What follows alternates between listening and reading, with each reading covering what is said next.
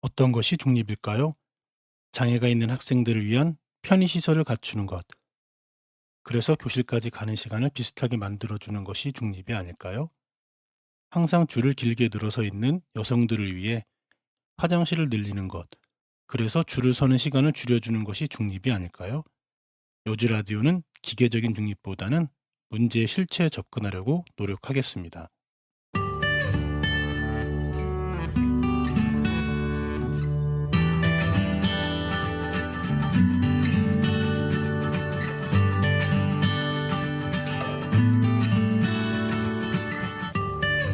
여주 라디오. 안녕하세요. 여주라디오의 박관우입니다. 저는 평소에 여주 지역의 소통이 부족하다는 생각을 하고 있었습니다. 그래서 보다 많은 사람들의 의사가 전달되는 매체를 만들기 위해 방송을 시작하게 되었습니다. 앞으로 많은 관심 부탁드립니다.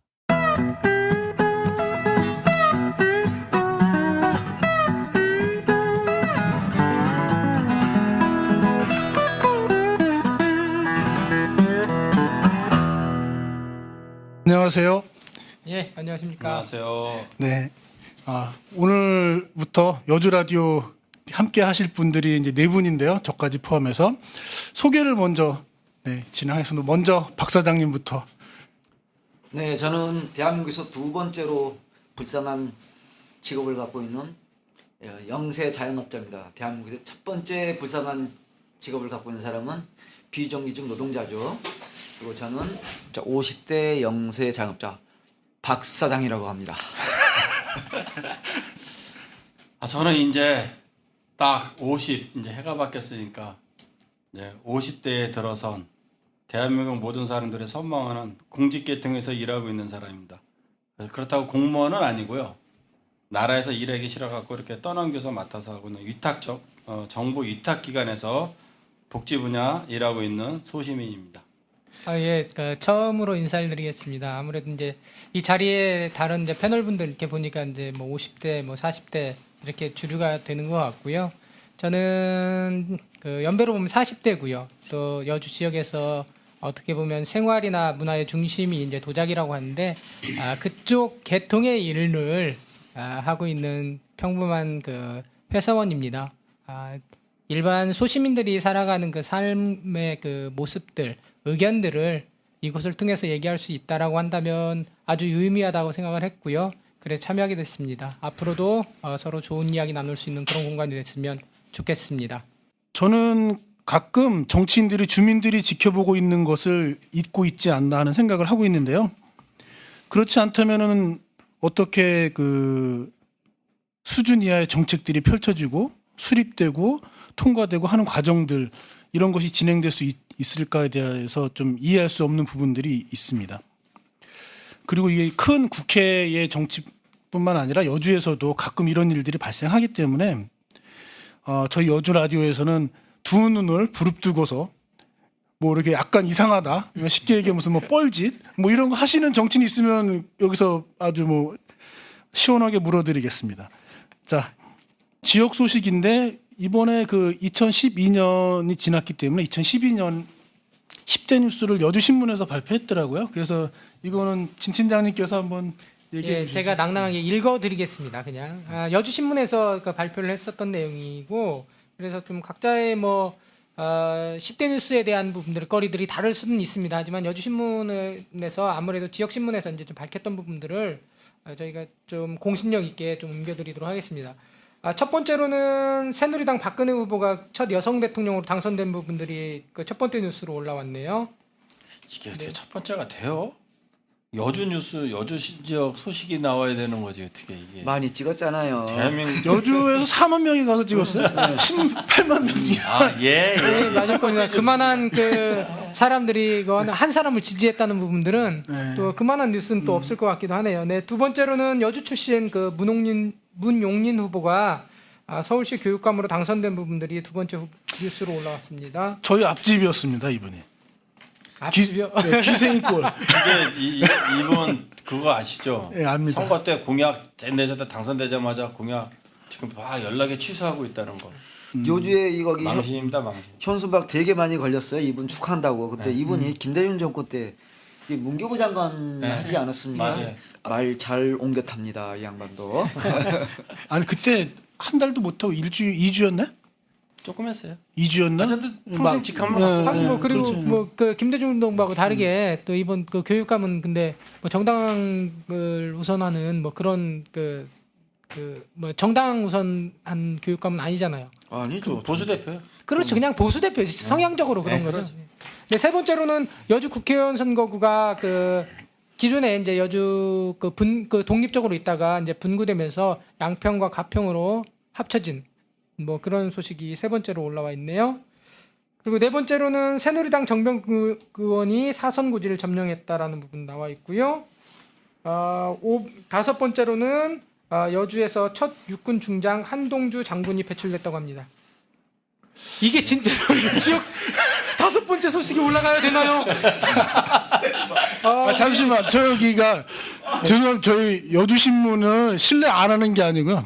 저희는 여주신문, 세종신문, 여주시민신문, 뭐 기타 뭐 인터넷 뉴스, 뭐 동부 뭐 신문 뭐 이런 거 다 존중하고요. 이게 네, 존중합니다. 네. 한동주 장군 배출일 1순위로 소식이 올라가면은 박근혜 진영에서 이게 탄압합니다. 참다 금방 잘릴지 모릅니다. 아무래도 지역이 작아서 네, 지역에 뉴스가 작아서. 없을 수도 있죠. 네. 그렇습니다. 네, 여섯 번째로는 친수구역 그 지정이 난항을 겪고 있다라는 부분들이 여섯 번째로 올라왔습니다.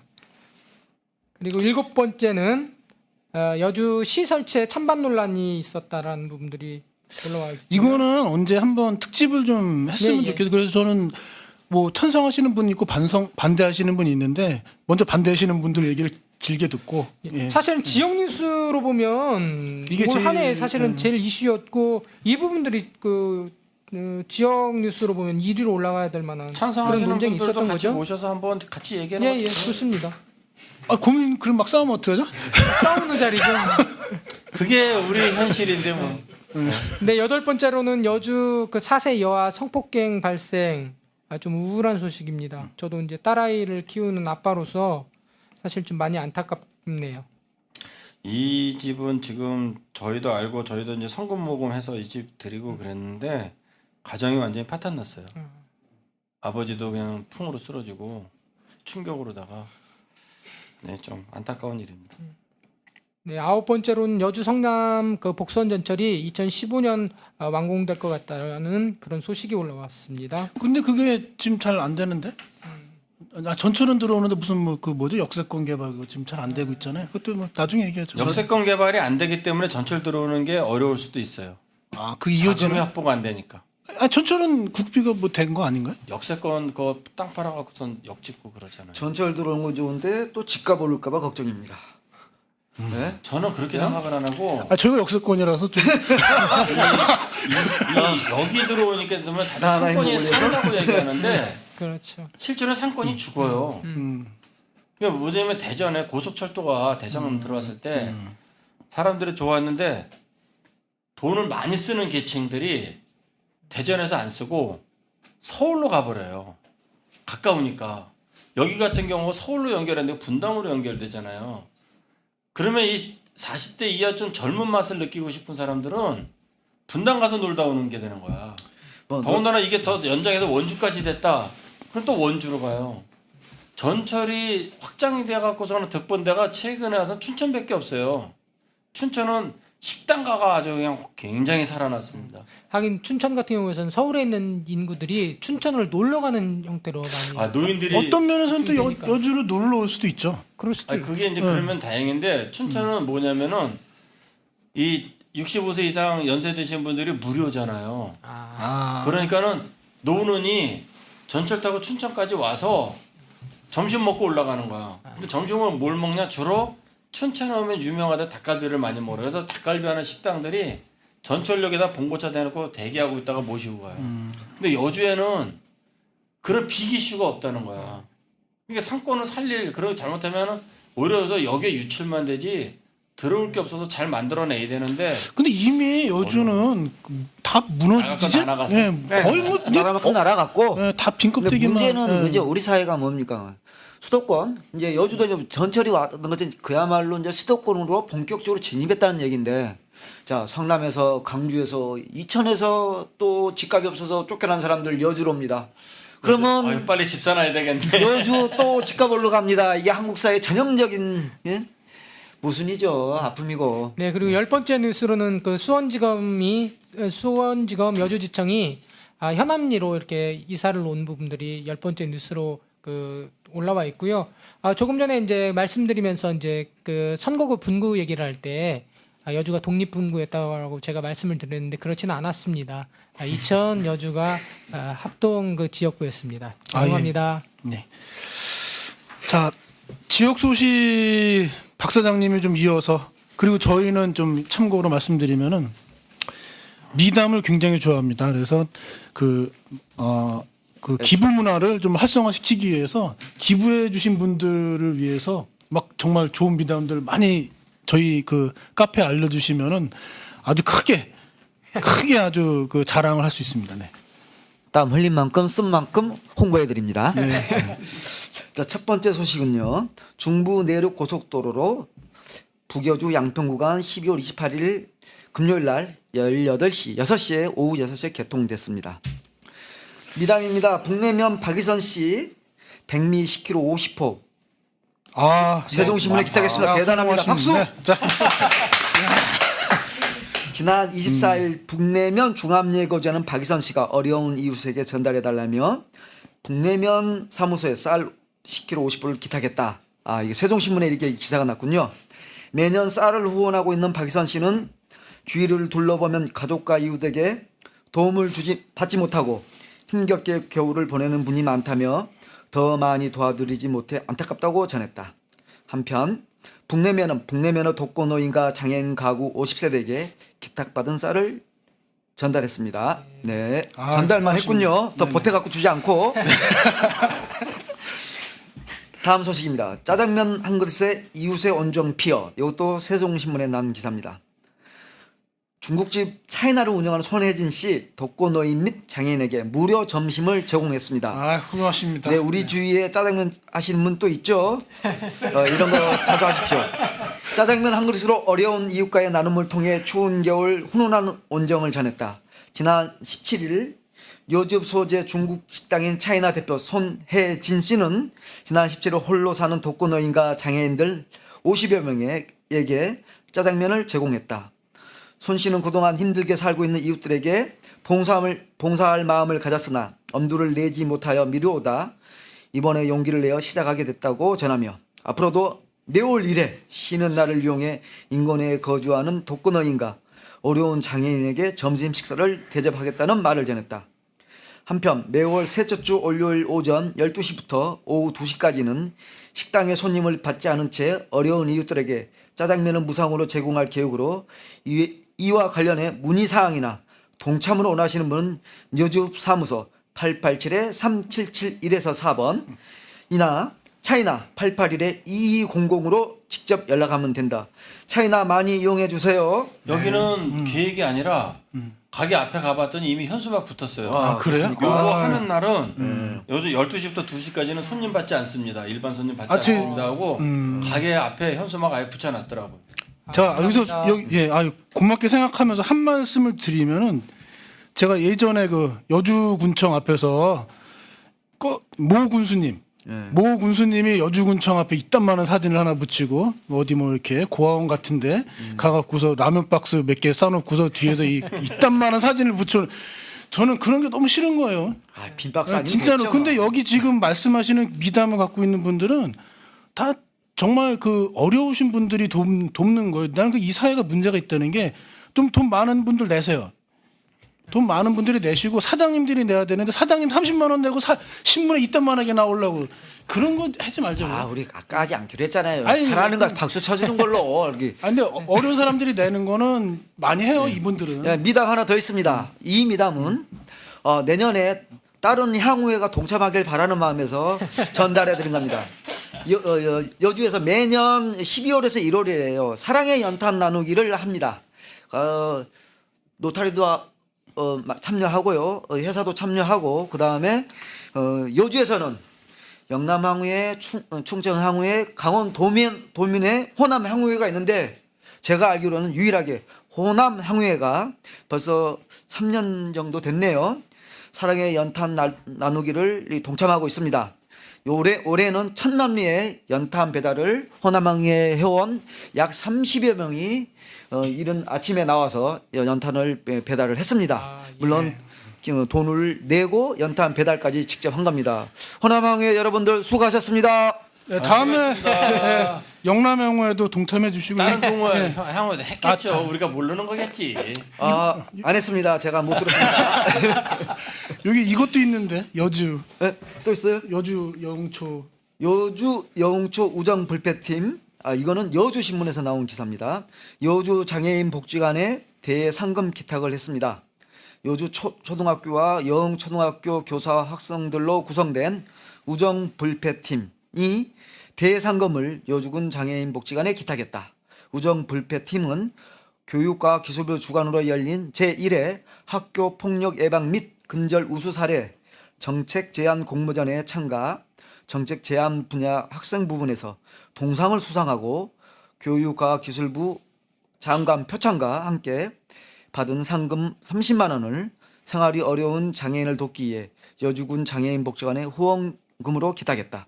우정 불패팀은 상금을 후원금으로 전달하며 추운 겨울에 보내고 있는 어려운 이웃들에게 더욱 값지고 사용되면 뿌듯할 것 같다고 말했다.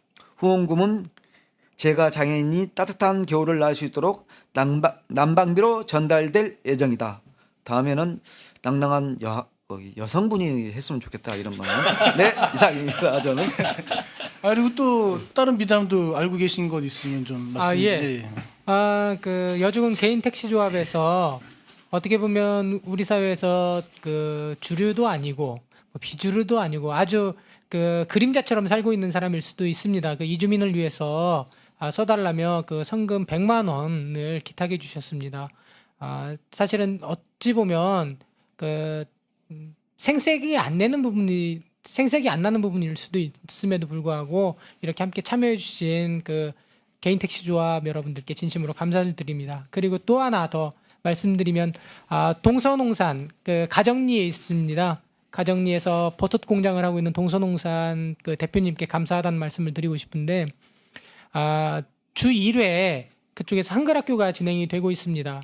그래서 그곳에서 항상 이주 노동자분들, 그 베트남과 캄보디아에서 오신 이주 노동자분 20여 명 넘게 그 한글 학교 장소를 열어주시고 그 시간을 빼서 교육할 수 있는 기회를 주신 그 동서농상의 조사장님 감사드립니다. 감사합니다. 또 있으신가요? 뭐 아는 거 하나씩 다 얘기해야 되는 건가? 있으면 말씀해 글쎄 주시면. 뭐 이거 예. 사실은 이제 연말되고 그러면 이게 교계 쪽이나 종교계 쪽은 이제 사실 뭐 어려운 이웃 돕는 거 알게 모르게 이제 많이 하는데 특색 있는 거 하나 한다면은 저기 여주대학교 앞에 있는 그 교회에서 그 인천에 앞에 백아도라는 섬이 있어요. 예. 와, 뭐 1박 2일에도 나왔다 그러더라고. 네네, 굉장히 조그만 섬이라 그래. 뭐 30가구인가 사는데 거기는 물이 다 짠물이래요. 민물이 없어서 물을 사 먹어야 된다 그러더라고요. 그래갖고 저희 교인이 거기를 갔다 오고 나서 커피가 맛이 없더래.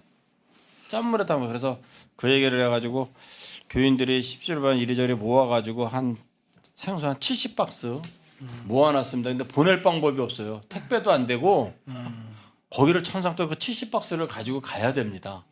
근데 거긴 또 당일날 갔다 당일날 나오지도 못해요. 당연히 무조건 거기 1박 2일 코스인데 쉽지 않은 그냥 돈 주고서 휙 보낼 수 있는 데도 아니기 때문에 생수 70박스를 직접 들고 백아도까지 다음 주 정도에 들어간다고 합니다. 저희 교인이라고 하셨는데 거기 교회 다니시나요? 네. 자, 그러면 지역 소식 몇 가지 더 말씀드리고 뭐 정리하는 게 좋을 것 같습니다. 예. 오늘 일부는 맞아. 뭐 여강길 소식 네, 전해드리라고. 여강길 소식. 예. 여강길은 여주에 흐르는 남한강을 갖다가 여주 사람들은 여강이라는 애칭으로 많이 불렀습니다. 과거 선조들부터 강과 함께하는 삶이 자연스럽게 어우러져 있기에 여강이라는 애칭이 생겨난 것이 아닐까 생각합니다. 걷기가 지금 하나의 트렌드가 돼가지고 지금 전국적으로다가 열풍이 불고 있습니다. 제주에는 올레길도 있고 뭐 지리산에 둘레길도 있고 많은 길들이 생겨나고 있는데 여주에도 여강길이 생긴 지 벌써 몇 년 됐습니다. 이름에서도 알 수 있듯이 여주에 있는 강을 따라 걷는 길입니다. 지금 2013년 문화체육관광부의 후원을 받아가지고 장롱서 숨겨진 여강길 사진 찾기라는 사업을 진행하고 있습니다. 여강길 1코스, 2코스, 3코스 있는데 1코스는 연양리, 단연리, 흔암리, 도리 마을 등을 지나치고 2코스, 3코스도 이제 여러 마을을 갖다 지나다니면서 거점들이 있습니다. 이렇게 거점이 되는 마을을 대상으로 진행되는 이 사진 찾기 사업에 어르신들의 이야기를 듣고 녹취 체력 작업을 지금 진행하고 있는데요. 사진을 가져오시는 분께는 거금 1만 원 상당의 농산물 상품권을 드리고 있습니다. 또 마을로 들어갈 때는 막걸리, 또 머릿고기, 떡국 이런 걸 준비해 가지고 가서 마을 잔치를 하는 분위기로 다 진행하고 있다고 합니다. 많이 도와주시고요. 여강의 옛 모습을 찾는 일을 진행하며 아직 생각보다 사진이 많이 안 들어서 아쉬워하고 있는데 이 방송을 듣는 모든 분들 사진 가지고 또 자료 많이 협조해 주시길 바랍니다. 혹 도와주시기 위해서 연락처를 찾으시는 분들은 여강길 사무국장이 박희진 님이십니다. 박희진, 이름 예쁘네요. 전화번호 010-2744-3930입니다. 다시 한번 말씀드립니다. 010-2744-3930입니다. 더불어서 저희 처형이 커피숍을 냈습니다. 저희가 돈 받고 하는 게 아니기 때문에 막 광고해 드리니까요. 또한 카페 커피숍 초록담쟁이. 네, 제가 초록담쟁이. 이름 얘기는 제가 광고했습니다. 네, 감사합니다. 또 한 명의 영세 자영업자가 또 나타났군요. 그러니까 저희 막 선전해 드리니까 카페 막 해주시면 됩니다. 군청에서 교육청 사이에 가다 보면 강변 쪽에 초록담쟁이라고 아주 커피가 맛있는 집이 있습니다. 많이 찾아주시고요. 그 다음에 이거는 진 사장님 한번 얘기해 주시죠. 아픈 우리 네. 예, 저희의 선후배님이시죠. 또 제가 일하는 곳의 사장님이시기도 합니다. 저희 김재진 사장님이 지금 암투병을 하고 계십니다. 빨리 쾌차해서 저희 사업장의 대표라기보다는 또 든든한 형님이시기도 하고 또 동네에서 이루어지는 문화예술단체나 시민단체의 든든한 후원자시기도 합니다. 저희 김재진 선배님의 쾌유를 기원하겠습니다. 그리고 두들쟁이 탈에 있었죠. 북제비기도 하고 부쇠 꽹과리도 치고 이랬습니다. 저희 후배인데 지역에 또 유능한 문화 일꾼이었던 박영만 씨가 간이 안 좋아서 간 이식 수술을 받고 했습니다. 빨리 쾌차해서 여주 지역에서도 풍물 소리가 다시 떵떵거리면서 훈련할 수 있는 시간이 빨리 왔으면 좋겠습니다. 두 분 쾌차를 기원하겠습니다. 네, 쾌차하시기 바랍니다. 네.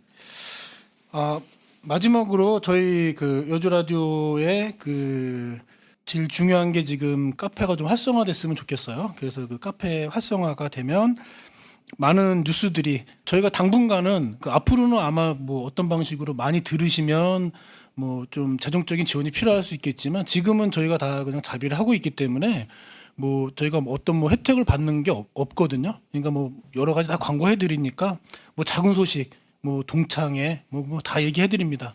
걱정하지 마시고 저희한테 연락 주시면 카페에 글 올려주시면 다 읽어드릴게요.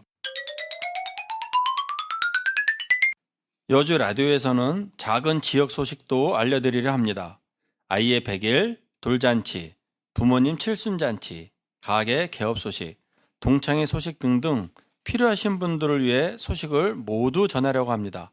포털 다음에서 여주 라디오 카페에 동네 사람들 이런 일이 있다우 게시판에 올려주시면 됩니다. 작은 소식도 알려주시기 바랍니다.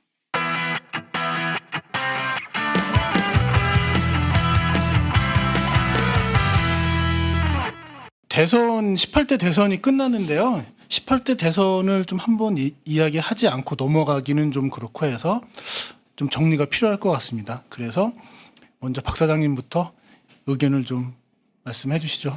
네. 멘붕 겪은 얘기부터 시작해서 오늘이 4일이니까 이제 약 한 보름 가까이 시간이 지나니까 이제 조금 정신이 좀 드는 것 같고요. 주변에서도 멘붕에서 이제 깨어난 사람들이 하나 둘씩 이제 나와서 술을 먹으러 다니고 그러더라고요. 저도 이제 정신을 차린 지 얼마 안 됐습니다.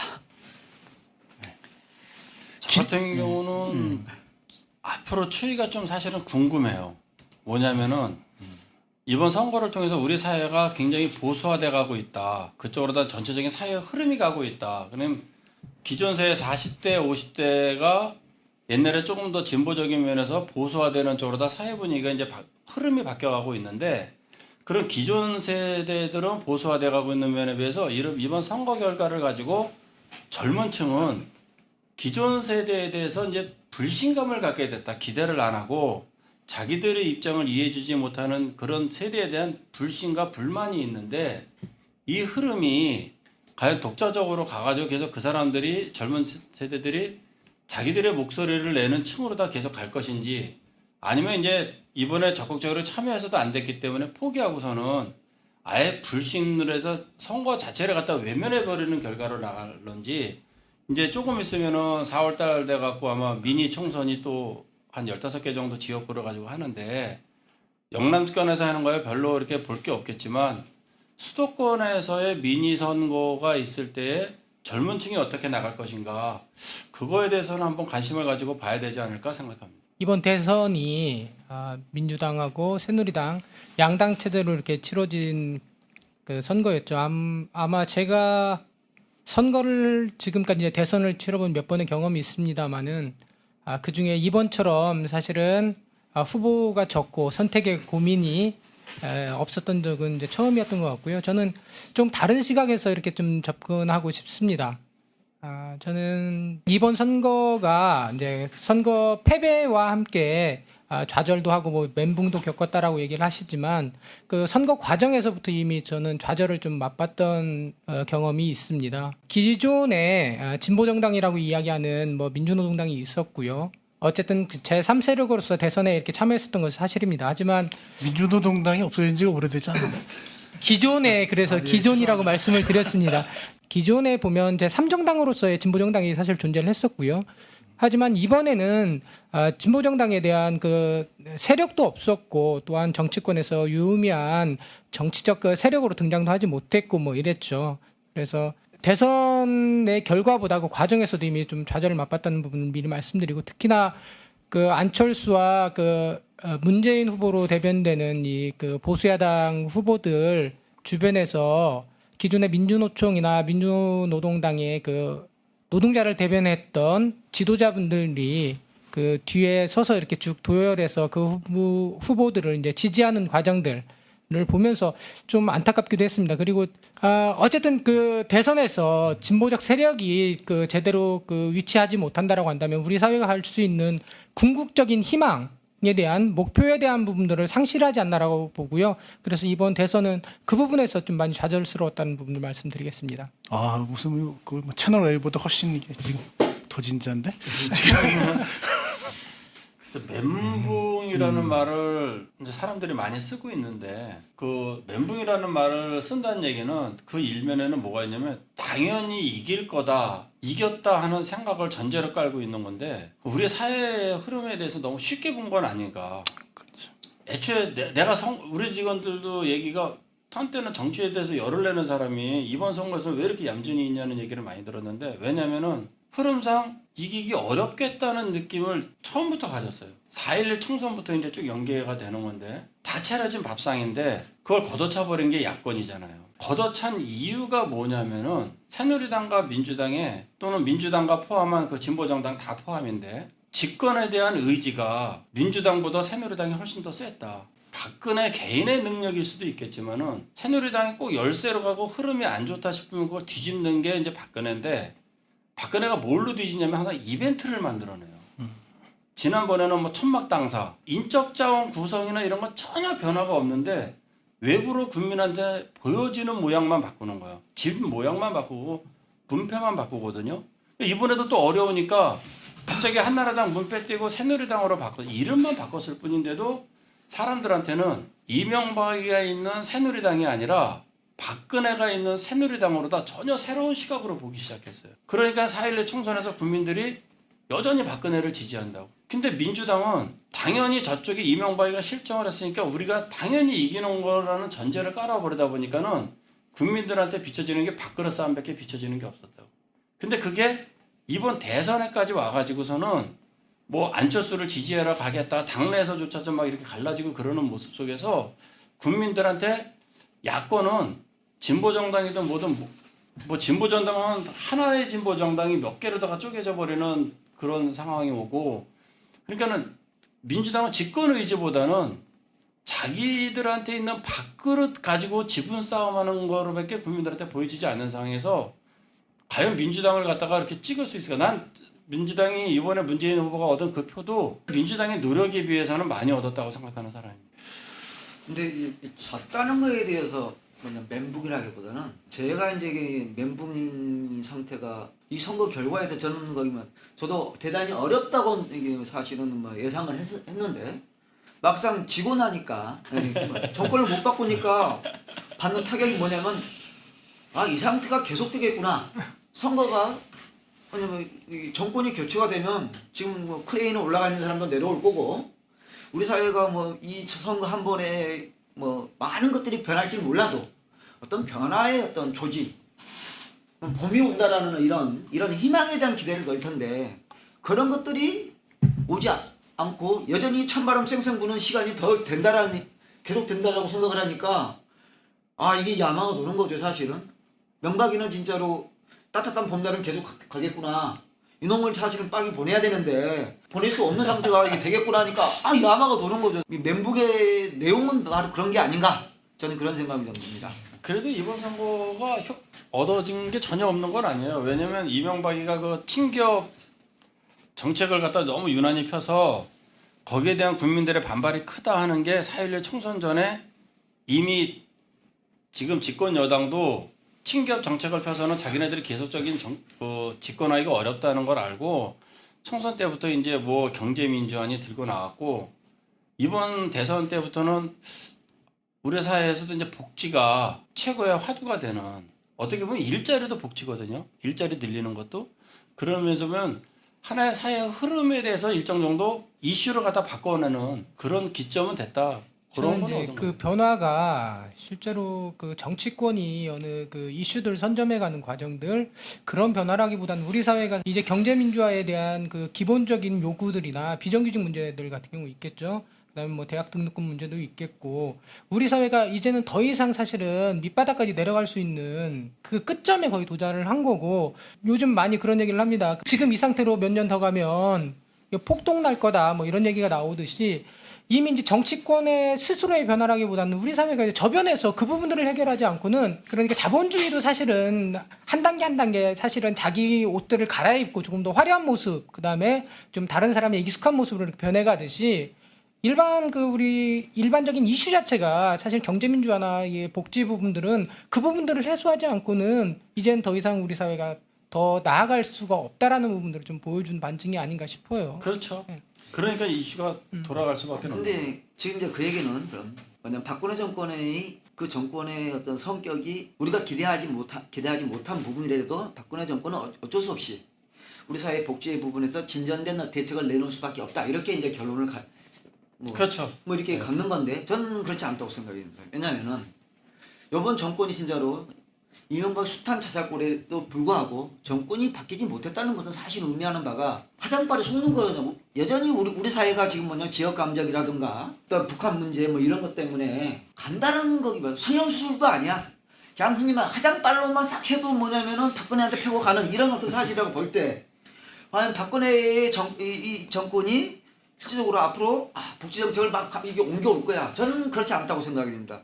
역시 대단히 뭐냐면 이제 이 우리 사회의 지배층들이 워낙 교묘한 기술이 늘었다 그럴까요? 이 정권 유지의 기술이 많이 늘어서 간단하는 뭐냐 성형수술과 뭐 아니면 화장과 성형수술 뭐 이런 차원을 갖고도 이거 흔히 말하는 서민들의 이 어려움들을 쉽게 넘길 수 있지 않겠느냐. 박근혜 정권이 과연 우리 사회 진짜로 거기 이 복지 대책을 정권 차원에서 사실은 이것들이 정치 차원에서 해결이 안 되는 어떤 해줄 수 있는 것은 저는 이제 화장발 이상 아닐 거다. 그래서 진짜 슬픈 거 아니냐 이런 생각이 좀 듭니다. 아니 근데 저도 뭐 사실 뭐 문재인과 박근혜 뭐 이렇게 놓고 이제 정치적 그 선택을 하라고 하면 박근혜를 선택하지는 않겠죠. 근데 사실 그런 부분들이 있습니다. 과연 문재인을 지지하는 부분들은 화장빨이 아닌가 싶은 생각들을 사실 가지고 있는 부분들이 이번 대선 기간 내내 문재인이 사실은 기존의 상황들 그러니까 그 일정한 지지율을 가지고도 이 정치 이슈의 중심으로 나섰거나 아니면 실제로는 당선에서 이명박이 그렇게 실정을 했음에도 되지 못한 부분들의 전 중요한 부분들이 노무현 정부의 이제 어느 그림자 같은 경우들을 실제로 가지고 왔기 때문이라고 보고요. 그렇게 화장빨 뭐 이렇게 해서 어느 정치권 그러니까 우리 사회에 가지고 있는 궁극적인 지금의 모순들을 해결할 수 있는 방안들이 정치 주자의 모습이다라고 바라본다고 한다면 사실 전 문재인도 화장빨에 지나지 않을 거다라고 보는 부분들이 이미 그는 노무현 시대 때 사실은 그 부분들에 대한 정치적 책임들을 가지고 있고 그래서 뭐 이번에 그 과거사에 대한 반성이나 이런 부분도 사실은 했다라고 하지만 이번도 사실은 그렇게 정치 주자들 정치 지도자들이 자신의 개개인의 성향에 따라서 우리 사회가 이렇게 뭐 경제 복지를 경제 민주화를 하고 안 하고 이런 문제는 아닐 거다라는 생각이 좀 듭니다. 만약 그러려고 한다면 아예 진짜 궁극적으로 이 사회를 해결할 수 있는 그런 정도의 그 공약이 나왔어야 되는데 사실 그렇지도 못했던 거고 그래서 그거보다는 우리 사회가 가지고 있는 궁극적인 모순 그러니까 우리 사회가 지금 현재의 생활의 정도 일반 국민들의 생활 정도가 이렇게 그 만만치 않다. 그리고 정치 그 지도자들이 뭐 해결할 수 있는 그런 공약 몇 개로 해결할 수 있는 수준들이 아닐 거다라는 생각들은 좀 그런 생각을 합니다. 네, 잠깐 제가 좀 아니 역시 대단하십니다. 우리 그 어디 정치 평론가들보다 요즘 라디오는 민주당 방송 아니고요. 여기 그 저는 굉장히 그 중도적 이런 말 한번 해주고요. 그 다음에 사실 저 같은 경우에는 한 가지 그날 대통령 선거하는 날 그 이정현 그 대변인이 오전부터 막 이렇게 설레발을 쳤어요. 오전부터 나 이거 우리 당선 안 되면 불복한다. 이거를 갖다가 아침부터 방송을 하는 거예요. 이정현 대변인이. 저는 그 사람은 향후 5년 동안 어떤 직책도 주면 안 된다. 이 사람은 그 헌법을 그 파기하겠다 이 얘기를 제가 여쭤보고 싶었던 것이 이번에 뭐 그 민주당 쪽이나 이쪽에서 이렇게 뭐 선거 부정이다 부정 선거 이야기 많이 나오고 있는데 민주당 좀 이렇게 지도하는 분들이나 뭐 이런 뭐 다른 야당 쪽에서 그걸 강하게 안 하잖아요 사실은 지금. 어디나 누전이 있어. 아니 그건 루저라고 볼 수도 있겠지만 근데 그날 대통령 선거하는 당일날 이정현 대변인이 불복한다고 얘기했던 거 그건 사실 헌법에 대한 도전이거든요. 그렇기 때문에 그 사람은 향후에 어떤 직책도 맡기면 안 된다는 게 제 개인적인 생각이고요. 또 한 가지는 그 이후에 저한테 온 그 후보한테 음성으로만 3번 왔고 그 다음에 문자만 5번이 왔어요. 저한테만. 대선 날. 네, 대선 당일날. 그건 양쪽이 다 그러는 거야. 안 왔어요. 저 문제는 안 왔어요. 문재인이 저한테 문자. 근데 이것들을 왜 나한테는 안 해? 나왔습니다. 정치적 비중이 있냐 없냐 차이겠죠. 안 온 사람들은 스스로 반성하고 빨리 없으니까. 우리가 축구 경기에 심판이 뭐냐면은 진짜로 명백하게 휘슬을 부는 경우도 있어요. 사실은 뭐 휘슬 안 부는 반칙도 있는 거예요. 사실 그 정도는 사실은 휘슬을 안 불어도 되는 반칙이라고 우리는 봐야 되는 거예요. 사실은 그렇지 않겠어요? 저 개인적으로는 정말 있을 수 없게 표를 많이 받았다 야당에선. 저는 그게 제 생각이었어요. 왜냐하면 1,500만 표 가까이 됐죠. 1,500만 표였나요? 1,470만 표였나요? 1,470만 표에 그 정도 됐는데 여태 그렇게 많이 표가 사람들이 나와서 야당을 찍어준 표 수 자체로는 그렇지 않은 거고 저는 요번에 여주 라디오 다음 포털 사이트에 카페에 들어가시면 여주가 야도라고 뭐 이런 기사를 제가 썼는데요. 제가 표를 분석해 봤을 때 좀 잠깐 말씀을 드리면 이런 거예요. 그러니까 여주 유명한 정치인들이 몇 분 계셨는데 정동성 돌아가신 정동성 전 국회의원이 계셨고 그다음에 지금 살아계신 이규택 전 국회의원이 계신데요. 이분들이 두 분의 이렇게 활극이 정말 되게 한 20년 가까이 여주를 지배했었던 거죠, 사실은. 그렇다면은 이규택 의원이 이제 당선됐을 때 당선되고서 그러면은 정동성 그쪽에 이제 구민정계라고 얘기할 수 있겠죠. 민정계에서 그러면은 이분들이 여당을 찍었느냐? 여당 그러니까 이회창이죠. 이회창 대통령 후보 찍었느냐? 안 찍었어요. 처음에는 어디로 갔느냐? 이 사람들이 다 정주영으로 갔어요. 제가 거의 자세히 이렇게 썼습니다. 그래서 정주영으로 갔고요. 그분들은 이해창을 찍은 그럼 두 번째 또 나왔을 때 이해창을 찍었냐? 안 찍었어요. 이인재를 찍었어요. 이분들이 다 표를. 그러니까 이해창이 2만 표 얻기가 어려웠어요. 여주에서 18,000, 15,000 뭐 거의 이 수준이거든요. 그렇기 때문에 이 사람들 같은 경우에 상심이 있는 거예요.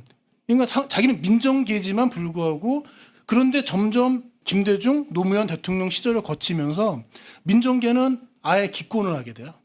기권하다가 뭐 1,000명 정도가 이동하고 그 다음에 뭐 5,000명 붙었다가 이분들이 기다렸다가 이번에 문재인 후보가 4월달 총선에서 4월달 총선보다 8,000명이 더 찍었어요.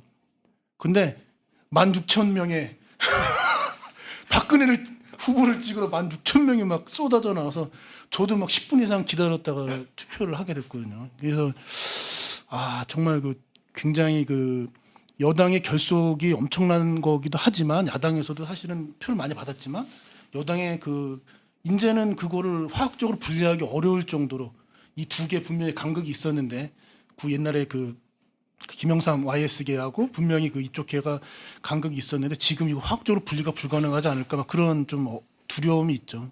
그러면 벌써 뭐 그럼 여주 얘기로 넘어왔으니까 여주 얘기 하죠 그냥. 네. 여주에 골 때리는 어떤 이 정치 지형 여주가 이제 여주 사람들이 갖고 있는 뭐랄까요 경제적 정책 소외감이랄까요. 이천에도 밀리고 이제 여주는 어떨 때도 양평 갖다 붙여놓고 지금은 국회의원도 거기 정병국 국회의원의 이 쪽에 또 여당 사람 다 달라붙고 이런 상황인데 과연 여주에 가장 건전하고 괜찮은 어떤 정치적인 어떤 미래는 있는 건가? 여주 발전을 진짜로 이끌어낼 이런 어떤 나름대로 의미 있는 여주의 정치의 미래는 거기 어떤 식으로 열릴 것인가? 저는 그거에 대해서는 아직 답을 잘 못 찾고 있다 이런 말씀을 드리고 싶습니다. 왜냐하면은 너무나 다 아무 문제 없이 여당으로 천편일률적으로 이런 속에서 어떤 대안을 찾는다는 것들은 되게 어렵지 않느냐.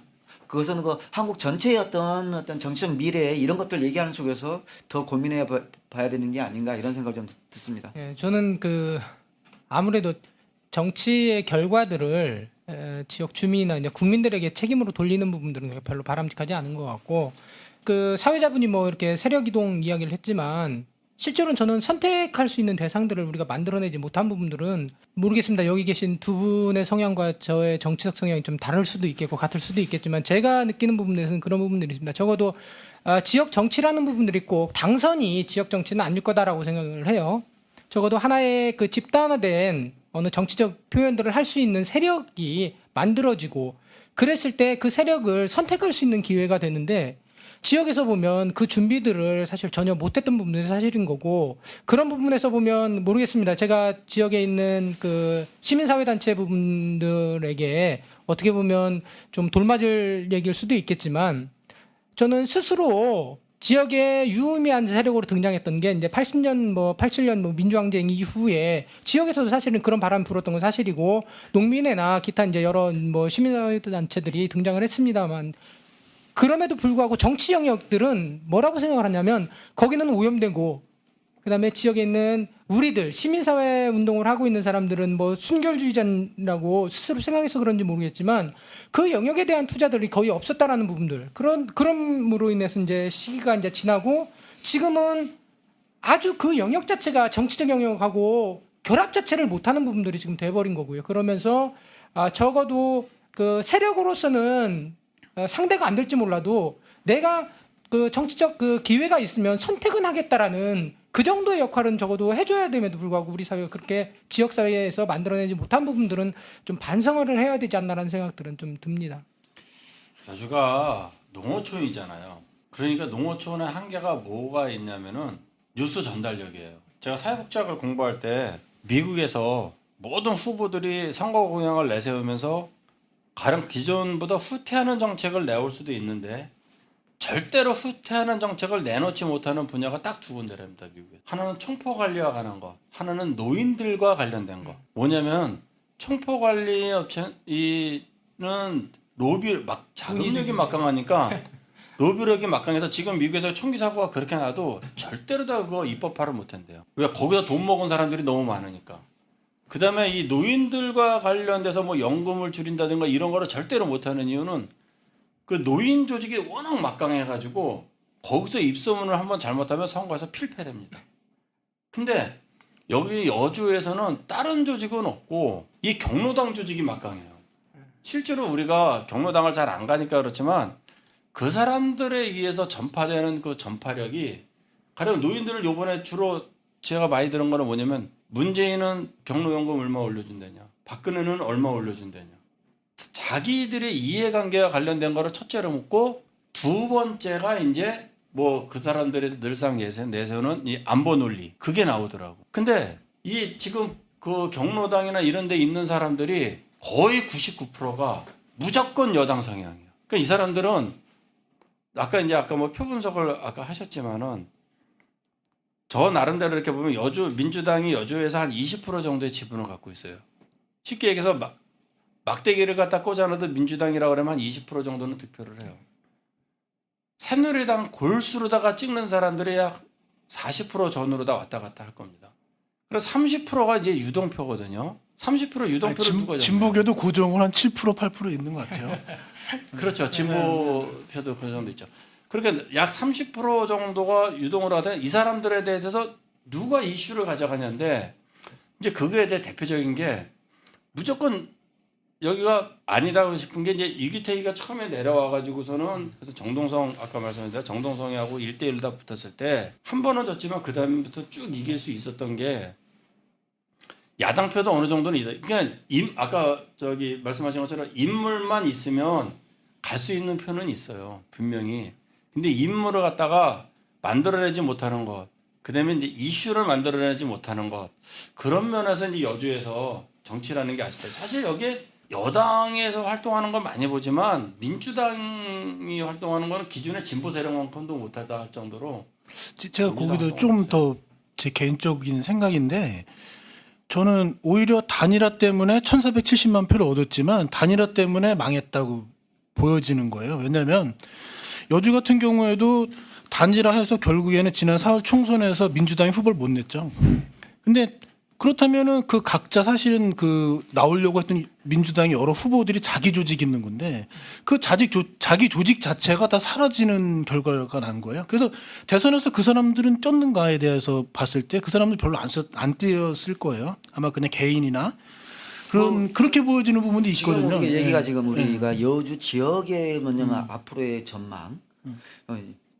우리 지역을 바꾸기 위해서 우리는 뭐 해야 되는가 이런 얘기인데 이거 사실은 어떻게 보면 맨 나중에 결론에서 해야 될 얘기인데 아니 뭐 결론 없어도 되니까. 미리 땡겨서 왔다 그러는 게 뭐냐면 물론 다 우리가 방송도 있고 뭐 언론도 보고 정치 평론가들 얘기도 듣지만은 이번 대선이 과연 어떤 점이 특징인가 과연 우리가 그렇게 스스로가 분석하는 이번 대선에 대해서 우리가 꼭 한번 짚어야 될 점이 무엇인가. 왜냐하면 여주도 역시 대한민국 정치의 주변 종속 변수지 주요 변수가 아니지 않습니까? 그런 점에서 이번 2013년 대선이 과연 우리에게 의미하는 바가 뭔가 이런 부분은 다시 한번 정리를 좀 해볼 필요가 있겠다. 좀 그런 생각이 좀 드는데 거기 좀 빠뜨리고 멘붕하고 바로 그냥 동네로 넘어온 것 같아서 좀 아쉬움이 좀 있네요. 그 얘기를 좀 아니요. 다음에 더 얘기하셔도 돼요. 충분히. 이게 뭐 저희가 뭐 한 8번까지는 그 목표가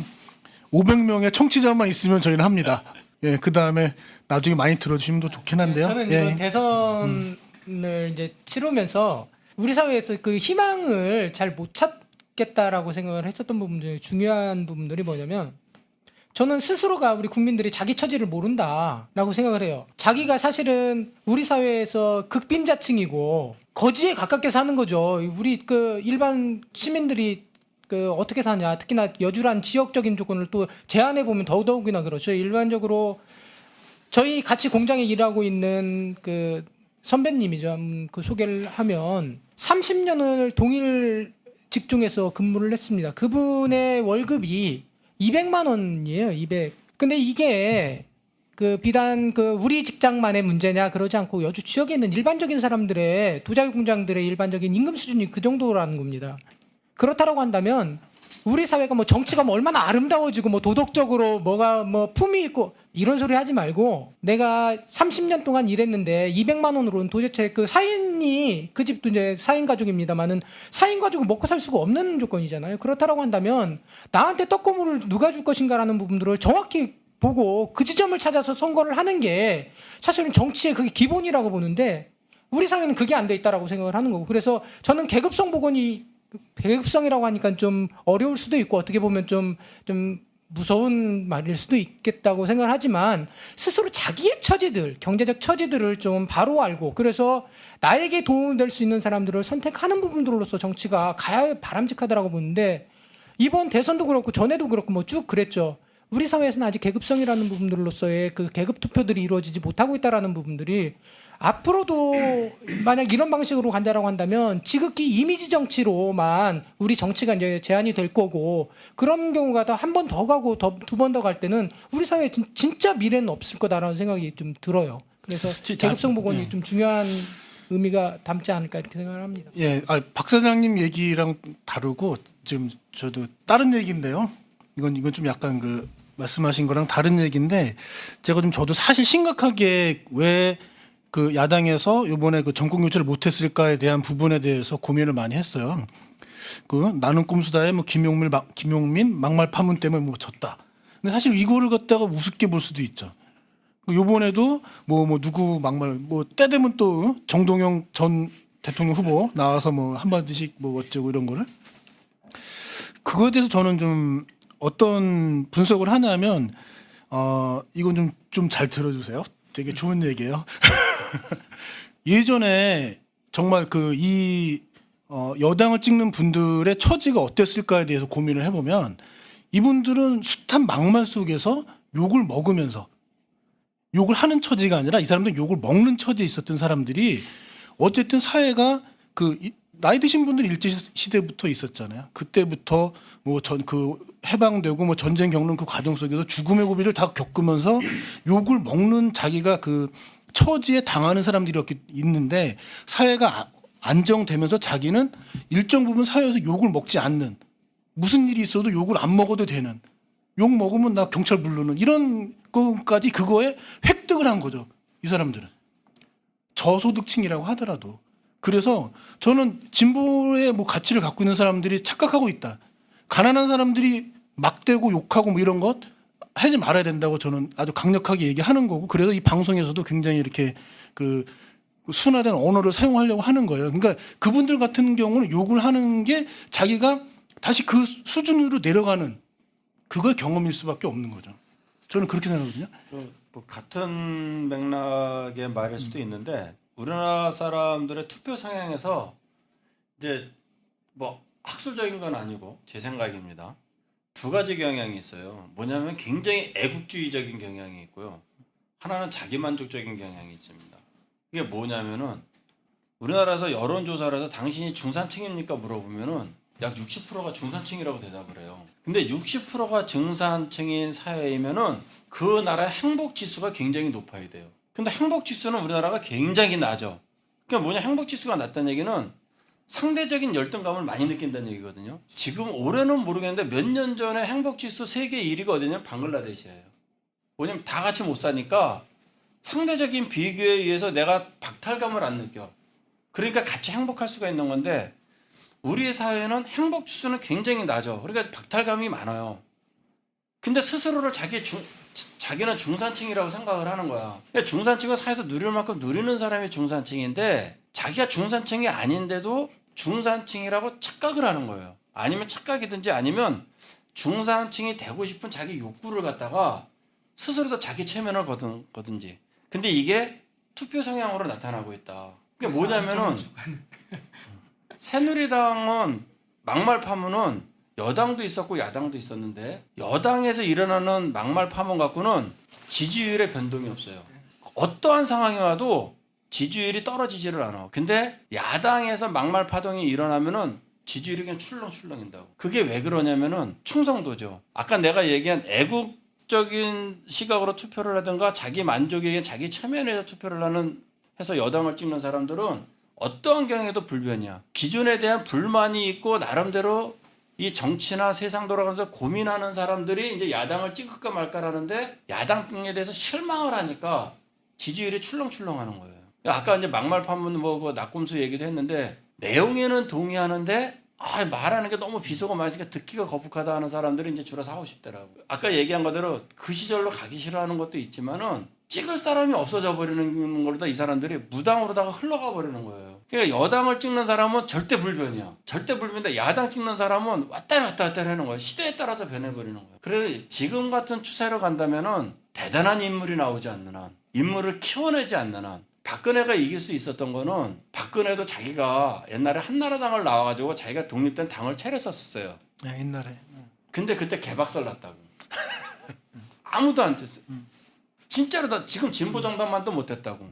새누리당이라는 그 큰 집에 들어가서 기존의 그 정당의 기득권을 누리던 정당 여당 내에서 기득권을 누리던 사람 박근혜가 부딪혀가면서 자기 입지를 만들어낸 거라고. 근데 지금 야당 내에서 그렇게 하는 사람이 없는 거예요. 그러니까 야당 내에서 핵심을 옛날에 우리나라 정치사를 잘했던 김대중, 김영삼 있어서 옛날 삼김씨 40대 정치 기술을 들고 나와서 야당의 정치 혁신을 가져왔는데 지금 야당에는 그게 없는 거예요. 어쨌든 이 야당에 수직화되어 버린 거죠. 그리고 새로운 인물이 안 나와 버리니까 이해찬이가 아직도 야당 내에서 최고 대접을 받으면서 있는 현실이 결국은 이기기 힘들지 않을까 지금 추세로 가면. 네. 이왕 뭐 김대중 얘기가 나왔으니까 하는 말인데요. 저는 이번 선거의 특징으로 보는 게 우리가 50대가 여기 뭐냐면은 표의 결집으로 나타났다, 여당 결집으로 나타났다 그러잖아요. 전 그래서 뭐냐면 그동안 이 민주당이 여기 진보 진영은 이명박 정권의 심판 이걸 통해서 먼저 정권 교체가 가능하다고 봤고 그거에 대한 대단한 기대를 걸고 있었는데 막상 뚜껑을 여니까 김대중 노무현 정권 때 그 배신에 대한 이것들을 잊지 못해서 뭐냐면 복수를 했다. 노무현 김대중 정권의 그 상처를 뭐냐면 아직도 다 잊지 못하고 내가 그쪽에 펼 찍을 바에야 이명박 쪽으로 이명박보다 조금 더 나을 것 같은 박근혜 쪽으로 표를 찍은 게 아닌가. 그리고 심판보다는 복수를 한 게 아닌가. 저는 그런 생각을 좀 이렇게 많이 가져요. 이게 물론 뭐 그것이 이제 가능하게 됐던 이유가 뭘 것인가. 그것은 그 이유를 보면은 요번에 사실은 우리가 투표율이 75.8% 좀 나올 만큼 나왔다. 특히 젊은 사람들 되게 많이 찍었다 이렇게 생각합니다. 앞으로 더 이상 나오기 어려울 정도까지 나온 게 아니냐. 그다음에 젊은 사람들은 사실 뭐 제가 볼 별로 욕먹을 게 없다. 그러면 누가 욕먹어야 되느냐? 그러면 여당 찍으면서 이 사람들 욕을 먹어야 되냐? 아니다라는 거죠. 찍은 사람이 뭐냐면은 욕을 먹는 게 아니고 이 사람들이 적극적으로 나와서 문재인 될까봐 겁나갖고 박근혜를 찍은 사람들을 이렇게 열심히 하게 한 그 이유가 뭐냐? 이렇게 이유를 만들어준 요 부분이 사실은 욕을 먹어야 되는 게 아니냐. 저는 그렇게 봅니다. 저는 조금 이제 다른 차원인데 그게 이제 과거 역사적인 부분에서의 선택이라고 한다면 저는 김대중이나 노무현에 대한 선택보다는 전 박정희의 선택이다. 아니 그 노무현이나 김대중에 대한 복수라기보다는 박정희에 대한 선택이 이번 대선의 주요 흐름이 아니었나. 전 거꾸로 이렇게 바라보는 부분이 있거든요. 사실은 그 이번 대선 이제 관전평 이렇게 보면 그런 얘기들이 있더라고요. 시장에서 박근혜가 딱 가면 사람들이 그 연세 드신 분들이 구름대 같이 정말 모여든답니다. 그래서 손 한번 잡아보는 걸 영광으로 한대요. 그 이유가 뭐냐? 박근혜이기 때문에 손을 잡는 게 아니라 박정희의 딸이기 때문에 손을 잡는 거죠. 그래서 사실은 중요하게 이번 대선에서 사실 과거적인 측면들이 미친 영향이라고 한다면 저는 사실은 이번에 김대중이 과연 그 문재인의 어느 역할들을 했나 싶으면 저는 없다고, 거의 없었다라고 봐요.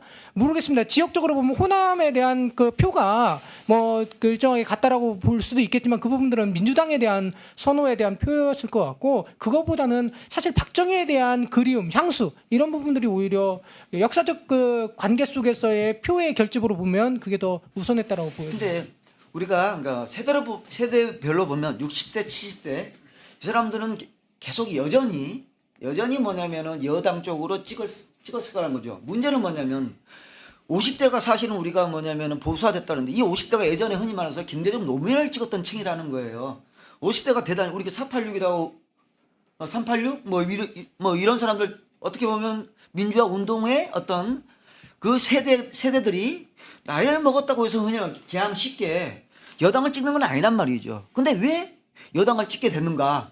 예전에 그냥 김대중 노무현 찍었던 사람이란 말이에요. 근데 실제적으로 그때 정권을 줬음에도 불구하고 그 세대의 사람들에게 뭐냐면 반대로 뭐 비정규직을 양산하게 되는 그런 어떤 새로운 어떤 체제를 신자유주의 체제들이 시작됐단 말이죠.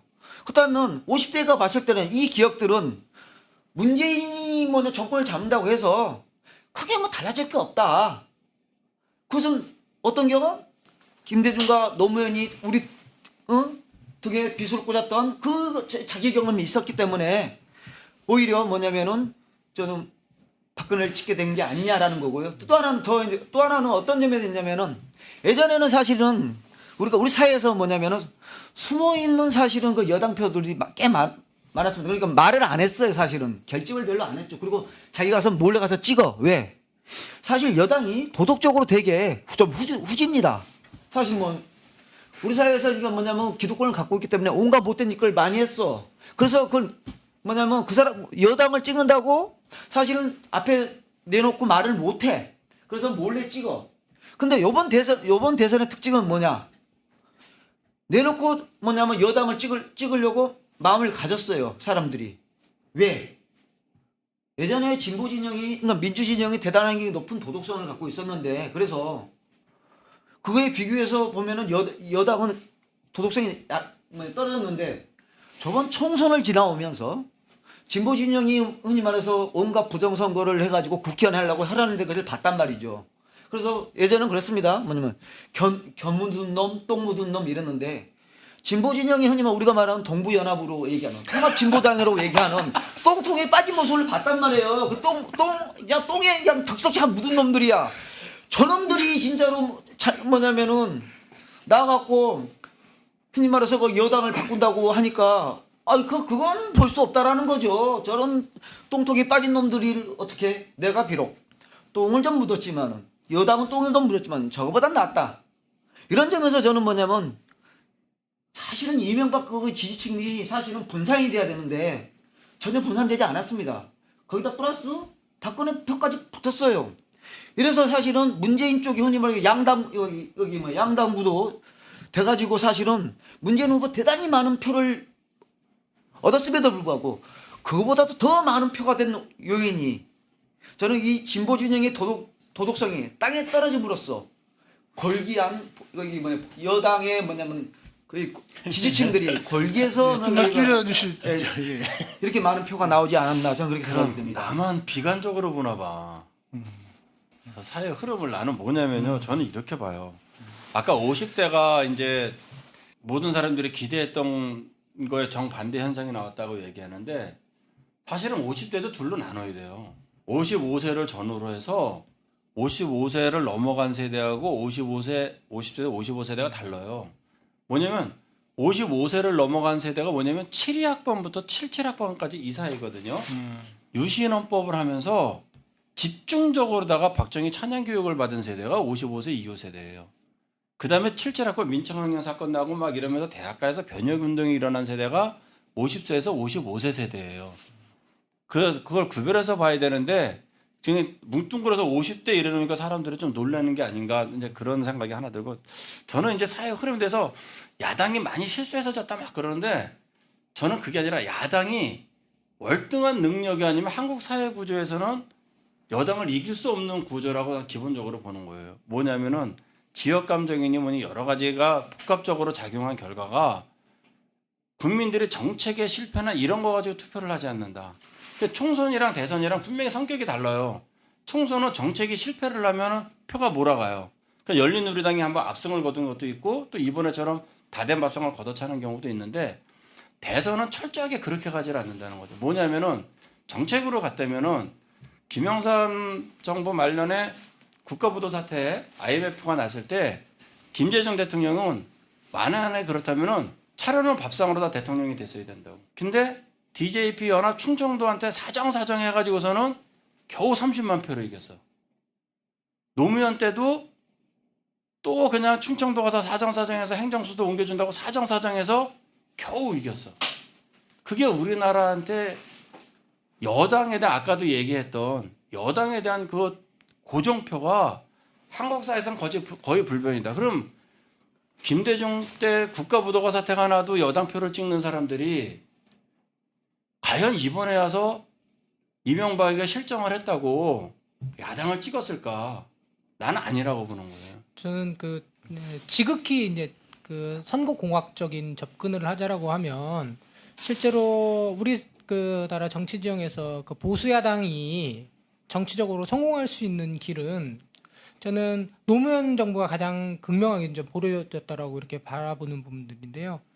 뭐냐면 기존의 그 야당 질서 속에서 있는 세력과 그다음에 우리 사회에서 자유주의자들 그러니까 뭐 노사모나 뭐 이쪽 세력이겠죠.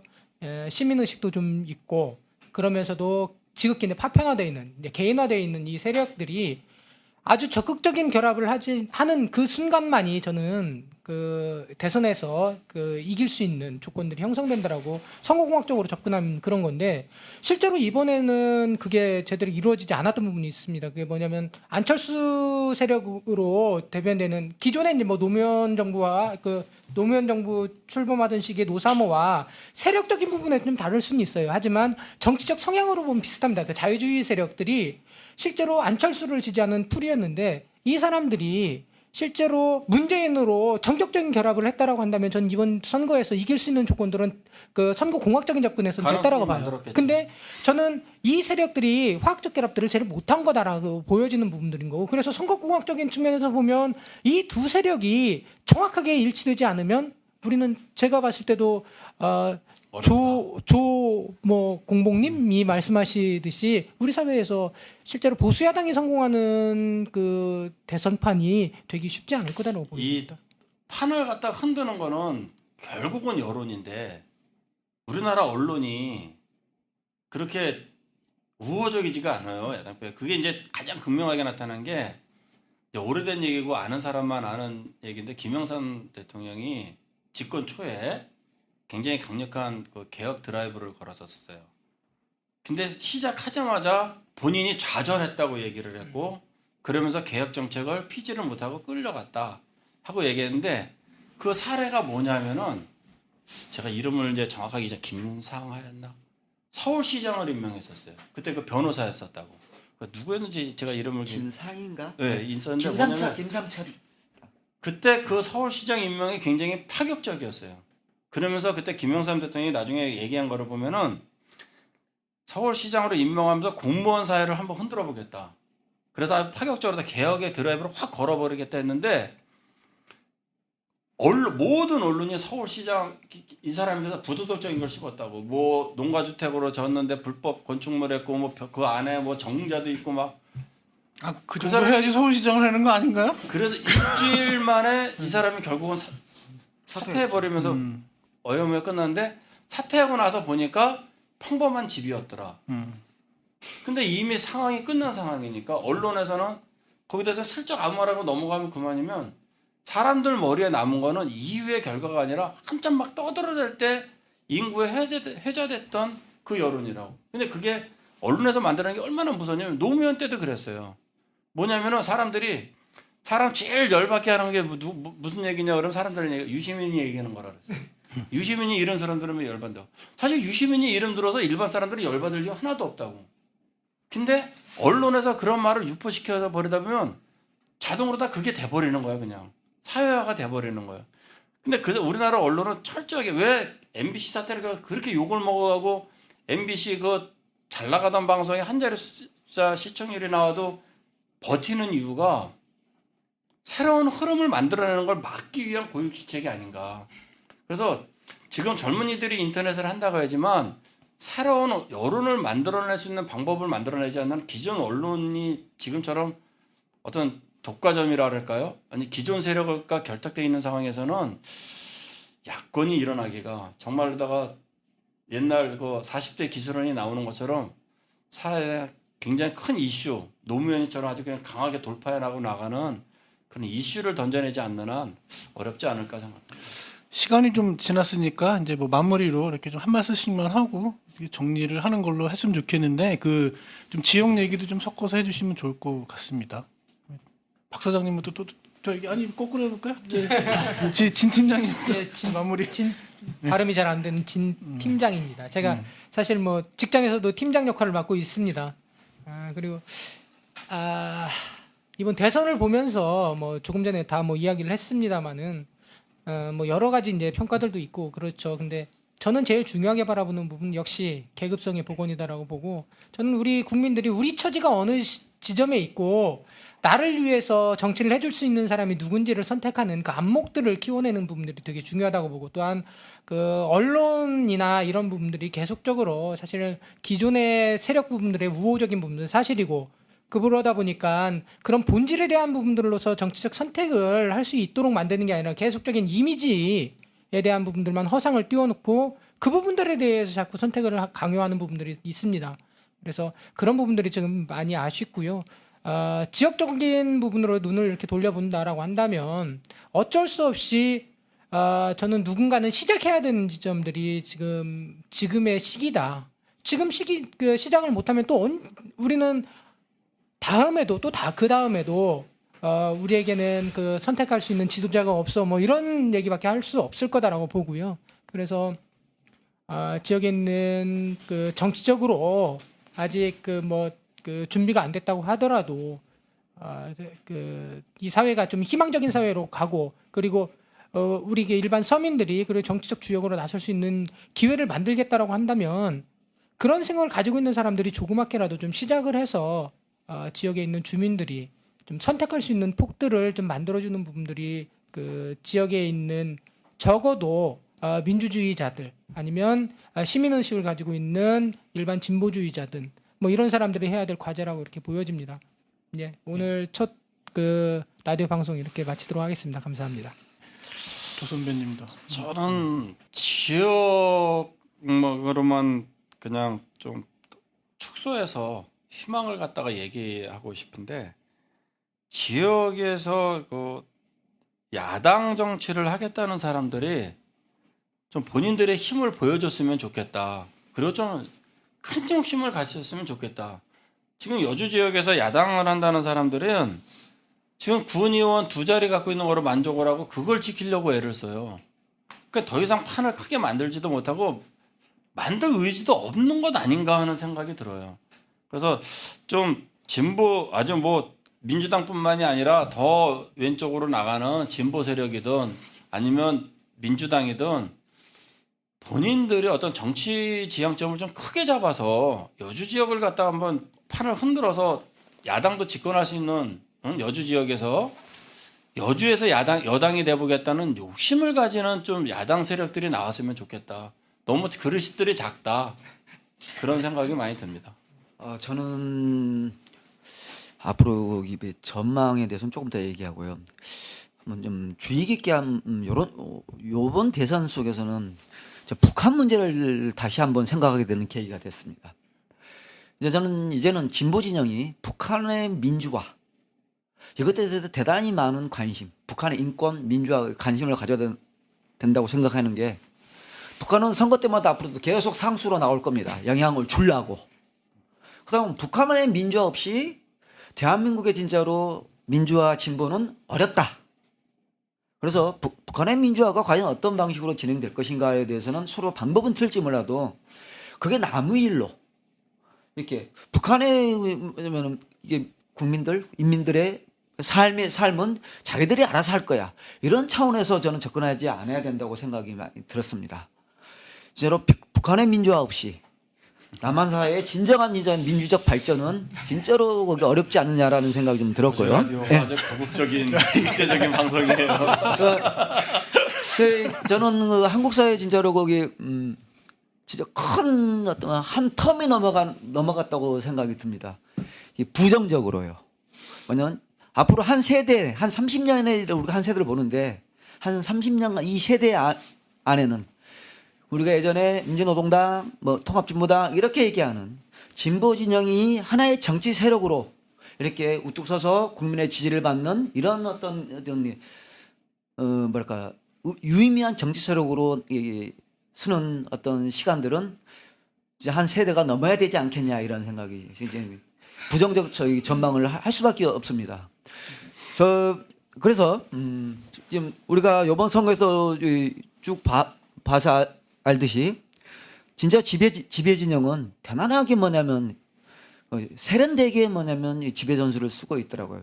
예전에는 인터넷 뭐 이런 그 SNS 소통 뭐 이런 것들이 사실은 야당이나 진보 진영의 민주 진영의 사실은 유력한 활동의 무기였는데 10만 알바라고 얘기하듯이 이렇게 물론 그 영향이 얼마나 줄지 몰라도 대단하게 뭐냐면은 자기들이 이 정권을 갖는데 대단한 많은 노력을 한다라는 거죠. 세련되게. 박근혜 저는 거기 개인적으로 박근혜가 이 대통령이 되는 데서 가장 1등 공신은 여당 쪽에서 누구냐? 저는 이명박이라고 생각이 듭니다. 진짜로 이 뭐냐면 총선 이후에 이명박은 진짜로 조용히 있었죠. 나대지 않았어. 감정들려고. 조용히 그리고 있었어. 실제적으로 또 뭐냐면은 사람들에게 대단하게 영향을 주는 종편을 살려주고 흔히 말해서 언론 장악력을 확실하게 했습니다. 이거 대단하게 중요한 요소거든요. 그런 점에서 박근혜는 이명박한테 상 줘야 됩니다. 진짜 상 줘야 된다고 생각이 좀 들고요. 주겠지. 사면은 그다음에 한 가지 더 거기면 이 라디오를 청취하신 분들에게 저는 꼭 한마디 마지막으로 드리고 싶은 말이 있는데요. 저는 우리 사회에 대해서 뭐냐면 어떤 민주적 발전을 생각하신다면은 안철수의 거기 발령기 이거에 대해서 저는 많이 고민을 하셔야 된다고 생각합니다. 안철수에 대한 무조건 지지가 아니고 안철수가 우리가 흔히 말해서 보수 야당인 또 다른 우리 사회 기득권을 갖고 있는 보수 야당인 민주당과 새누리당 요 중간에서 어정거리는 그런 어떤 안철수를 기대하지 마시고 민주당과 좀 기대에 못 미치고 자살골로 똥통에 빠져버렸지만은 이 진보 진영 요 중간에서 하냐면 안철수가 제대로 된 연기를 해서 뭐냐면 우리 사회의 새로운 정치적 어떤 출발을 할 수 있도록 그런 지점에서 안철수의 식상한 게 뭐냐면 기존의 정치인이 아닌 새로운 정치인을 원하신다라면은 그런 안철수를 안철수에게 요구하시길 꼭 진짜 빌고 싶습니다. 바로 정상인 좀 얘기해 주세요. 저도 좀 말씀을 드리면 저희가 지금 하는 얘기는 다 술 먹으면서 똑같이 합니다. 훨씬 길게 이걸 똑같이 하고요. 옛날에 그 스탈린이 지배했을 때 소련에서 투표를 하잖아요. 140%가 나오는 거, 140%가. 아니 없던 인구가 40%가 나오는 거 이게 그 얼마나 그 공무원들이 경직이 되고 쫄아서 자기 지역별로 경쟁을 했겠어요. 이거 없는 표도 만들어서 막 집어넣는 거야 투표함에. 그러니까 나중에 뚜껑 열면 140%씩 나와. 이승만 때도 이승만이 너무 많이 나오니까 야 좀 줄여. 이거 너무 많아 지금 막 그래갖고 줄인 거 아니에요 표를. 근데 이제 이번 선거 부정선거란 얘기가 아니라 흐름이 분명히 있긴 있는데 흐름 속에서 저는 이런 생각을 하는 거죠. 그러니까 유신 때 투표율이 그 92%인가 그랬어요. 정확치는 않은데 90%가 넘었어요. 90% 당연히 넘었지 그때. 유신 때 아니 그게 뭐 부정선거일 수도 있고 아닐 수도 있고 그런데 저는 일반 사람들이 가서 분명히 찬성했다고 봐요. 공포 정치 무서우니까 가서 누가 보는 거 아니야 이렇게 막 그럴 수도 있죠. 그분들이 90%였기 때문에 그 박정희 향수 어쨌든 뭐 그런 부분들이 전 있다고 보는 거죠. 뭐 북한에 뭐 있듯이 뭐 남한에도 그런 게 있을 수 있는 거고 그래서 그런 향수는 분명히 있을 수 있는 것 같고 그래서 그 흐름이 저는 야당은 정말 최선을 다해서 많이 얻은 결과가 아니냐 뭐 이런 논쟁이 있겠습니다. 그럼 여기서 줄이고요. 네. 마무리로 좀 제가 마무리 한마디만 말씀드리고 좀 정리를 하자면은 저는 결선 투표제를 꼭 대통령뿐만 아니라 좀 국회의원 그 밑에까지 한다면은 지역의 어떤 그 건전한 정치 문화들이 좀 형성이 되겠는데 지금처럼 하는 거는 지역주의만 살아남을 수밖에 없는 상태가 아닌가 하는 거 참 우려가 되는 게 현실입니다. 18대 대선에 대해서는 좀 여기서 정리를 하는 걸로 하겠습니다. 네. 네. 네. 땡치죠 뭐 이제. 예. 네, 이걸로 그러면 오늘 뭐 마무리 한 말씀 하실래요? 아니면은 뭐. 했잖아. 마무리 멘트 네. 하세요. 빨리. 예. 마치겠습니다. 수고하셨습니다. 수고하셨습니다. 네.